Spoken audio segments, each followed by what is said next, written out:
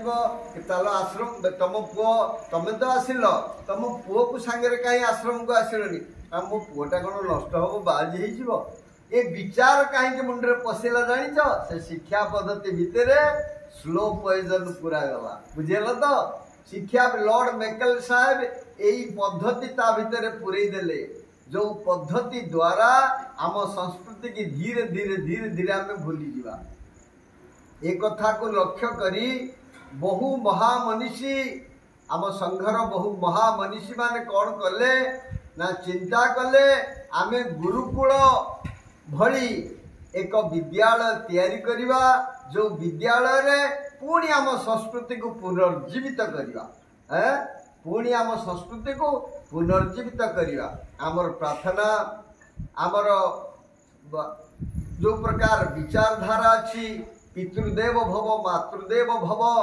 समस्ते उठी भगवान राम सकाल उठी कौन करथिले प्रात काल उठी के रघुनाथा मातु पितु गुरु नावई माथा भगवान राम सकाल उठी कौन करथिले माता पिता आउ गुरु को प्रणाम करथिले एई आम संस्कृति एई आम परंपरा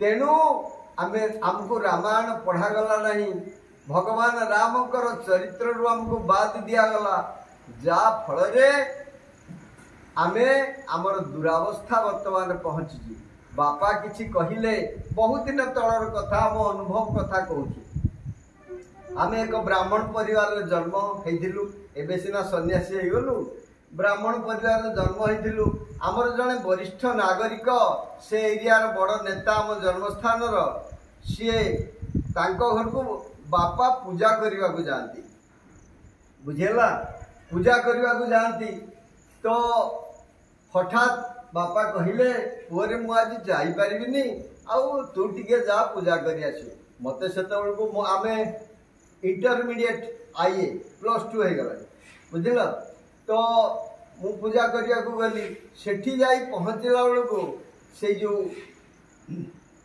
70-80 वर्षर जे वरिष्ठ नागरिक से भद्र लोक कहले गुसई तमे आसिल तुम बापा को कहीं पठेल नहीं बुझेला तुम बापा को कहीं पठेल नहीं मत से 18 वर्ष होता आमे उत्तर कलु आम संस्कृति रे अच्छी बापा आमको पठेबे आमे बापा को पठेई पारिबु नहीं बुझेला बुझेला ना मु आमे आम संस्कृति रे अच्छी बापा आमको कौन सी कार्य पठेबे बापा को पठेबार साहस आ बापा को पठेबार जो परंपरा आम संस्कृति रे नहीं तमे कुआडे पाठ शिखिल आमे 18 वर्ष से 80 वर्षर भद्र लोक को आमे उत्तर करथिलु तेणु सब बेले आमे पितामाता को आज्ञानधीन हवा सेमानक कथा अनुसार आमे चलिबा हमर ओडिया रे आग कविता थिला माँ देवे जहा खाइबा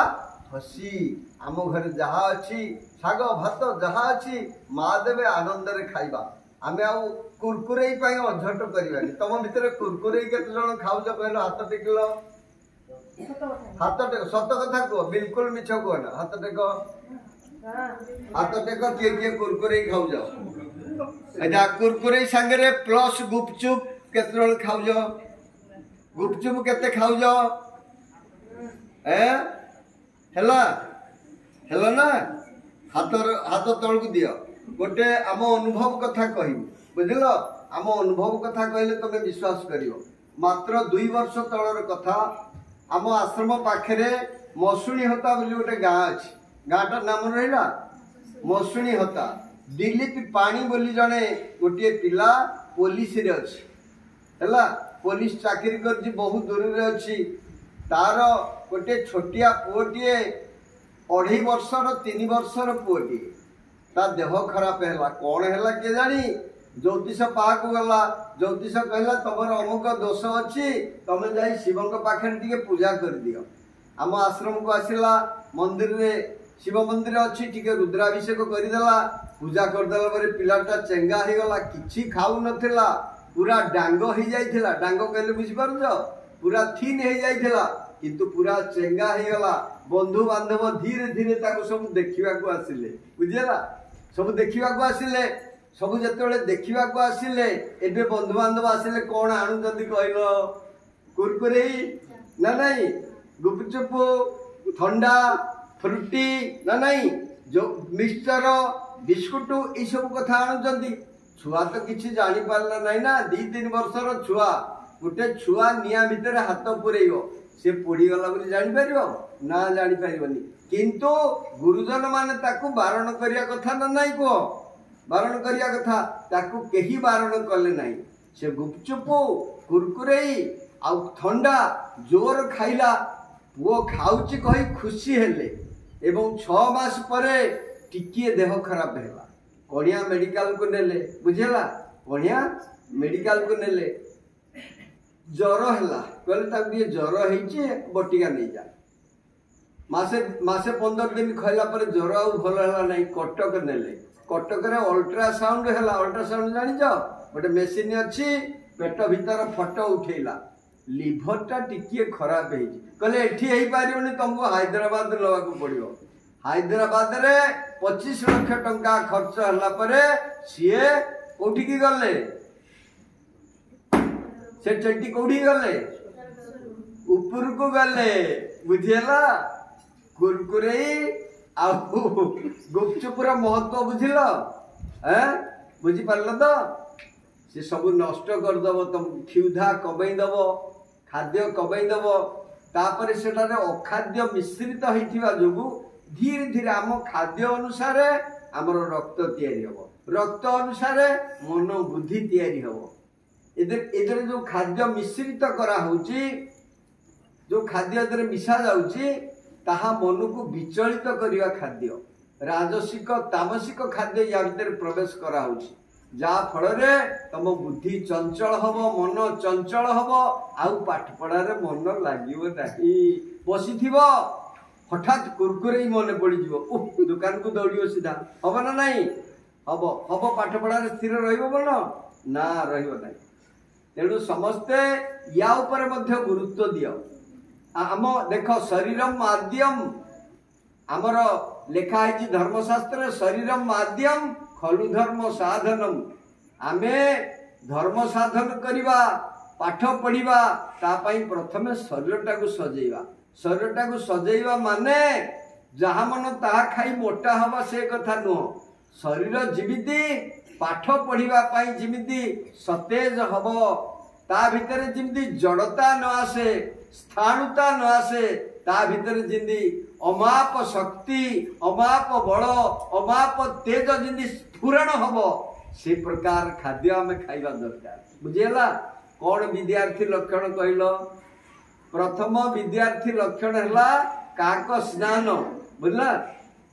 ଟିକେ ଗାଧି ପଡିବ ଯାଇକିରି, ଆଉ ଏମିତି ପୁରା ସାବୁନ ସବୁଦିନେ ସାବୁନ ଲଗେଇବ ନାହିଁ, ସାବଧାନ। ସବୁଦିନେ ସାବୁନ ଲଗେଇଲେ ଚମଡ଼ାଟି ବେଙ୍ଗ ଚମଡ଼ା ହେଇଯିବ। ତା ଭିତରେ ସୋଢା ପଡୁଛନ୍ତି, ବେଙ୍ଗ ଚମଡ଼ା ହେଇଯିବ। ସାବୁନ ଯଦି ଲଗେଇବ 15 ଦିନ 20, ତମ ଏରିଆରେ ମାସକରେ ଥରେ ଲଗେଇଲେ ବି ଚଳିବ। ଆମେ ବିଲକୁଲ ସାବୁନ ଲଗାଉ ନାହିଁ, ମନେ ରଖିଥାଅ, ବିଲକୁଲ ସାବୁନ ଲଗାଉ ନାହିଁ। କେତେବେଳେ ଯଦି ଟାଉନ ଫାଉନ ବୁଲିବୁ, କୁଣ୍ଡେଇ କାଣ୍ଡି ହେଲା, ଟିକେ ସାବୁନ ଲଗେଇବ, ତାକୁ ବି ଲଗେଇବ ନା। ତେଣୁ ଖାଦ୍ୟ ଉପରେ ଗୁରୁତ୍ୱ ଦବ। ହେଲା? ଯୋଉ ଖାଦ୍ୟ ଆମକୁ ନଷ୍ଟ କରିବ, ସେ ଖାଦ୍ୟ ଯଦି ଖାଇବା, ପାଠ କେମିତି ପଢିବା? ହେଲା? ତାପରେ ଦ୍ୱିତୀୟତଃ ଗୁରୁଜନ ମାନଙ୍କର କଥା ମାନିବା। ହେଲା? 2 ଗଲା।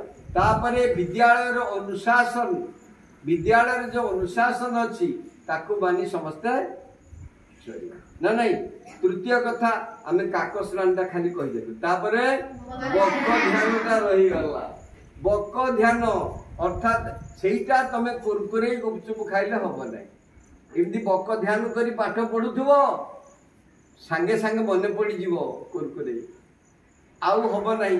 ତେଣୁ ବକ ଧ୍ୟାନ, ଯେମିତି ବଗ ଯେମିତି ମାଛକୁ ଧ୍ୟାନ କରେ, ସେମିତି ଧ୍ୟାନ କରି ବସିବ, ପାଠ ପଢିବ। ହେଲା? ଏପଟ ସେପଟ ହବ ନାହିଁ। ତାପରେ କାକ ସ୍ନାନ, ବକ ଧ୍ୟାନ। ତାପରେ ଶ୍ୱାନ ନିଦ୍ରା। ଶ୍ୱାନ କହିଲେ କୁକୁର, କୁକୁର ଭଳିଆ ଶୋଇବ। ଅର୍ଥାତ୍ ଏମିତି ଶୋଇବ, ଟିକିଏ ଖଟଖାଟ କଲେ ବି ନିଦ ଭାଙ୍ଗିଯିବ, ସ୍ୱଳ୍ପ ନିଦ୍ରା ହବ। ଅତି ବେଶୀରେ 10 ରୁ 4 ଶୋଇବ। କେତେ? 10 रु 4 बजे उठा चेष्टा कर ये शेषटा अल्पाहारी कहले केते खाइबो एमिति ना अल्प खाइबो अल्प कहले केते पूरा पेट भरिबो नहीं कि कम हबो नहीं बुझेला तो आम पेटर 4 भाग रु 2 भाग रहिबो खाद्य गोटे भाग वाटर कहले पानी आ गोटे भाग रहिबो एयर ताहेले पक्का बॉडी ठीक रहिबो पूरा प्रधान को भलिया बॉडी रहिबो बुझिलो 97 98 जीवेम शरदः शतम प्रब्रवाम शरदः शतम वेद रे लेखा अछंती आमे 100 वर्ष जिंदे परमात्मा आमे 100 वर्ष जिंदे दीर्घायु रहिबू आ निरोग रहिबू निरोग जिंदगी रहिबू तबे जानि छ हमर जो शांति मंत्र अछि शांति मंत्र कौन अच्छी सर्वे भवन्तु सुखिनः सर्वे सन्तु निरामया कौन निरामया कहले कौन कई कहि परिबनी हां निरा कहले चकुली आउ निहि आमय आमय कहले रोग निहि कहले निषेधार्थक अव्यय बुझेला थर आमे निरोग रहिबा बुझेला थर तो आमे जिंदी निरोग रहिबा निरोग कौन कहले कुरकुरी खाली निरोग रहिबा तो ला देखो आमे गोटे प्रकार कहिबा आ गोटे प्रकार करिबा ताहले मनुष्य हो तो आमे कहिबा बापा मां को प्रणाम करिबा गले घरे गाली करिबा हो तो ठीक है ना बिल्कुल हो नहीं तेणु जहा कहिबा ताहा करिबा ताहा मध्य चिंतन करिबा तीनिटी जाग चिंतन कर्म तापरे आमर व्यवहार ये तीन जाक समान रहा सर्वे भवन्तु सुखिनः सर्वे सन्तु निरामया सर्वे भद्राणि पश्यन्तु से पढ़ीदेल भद्राणि पश्यन्तु कौन